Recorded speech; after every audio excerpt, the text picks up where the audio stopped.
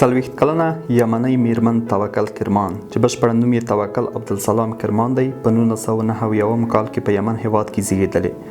نوموړې خبریاله، سیاسي فعاله، لیکواله او شاعره ده چې په 2011 کال کې د سولې د نوبل نړیواله جایزه ترلاسه کړه.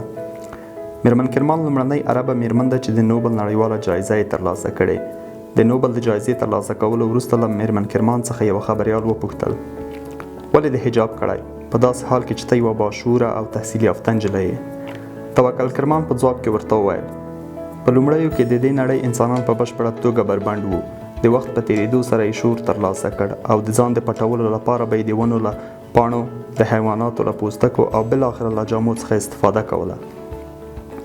دا چې نن زه یو څه یم او څه شی اغوندم دا د انسانیت د لوړ فکر او تمدن ثمره ده، نه د وروسته پاتې والي. مګر که چیرته انسانان بیا ځل د نړۍ هماغه اولو ورځو ته ورګرځي او خپل لباس له ځان څخه لرې کوي، نو دا وروسته پاتې والی او هماغه وحشي ژوند ته ورته ژوند دی.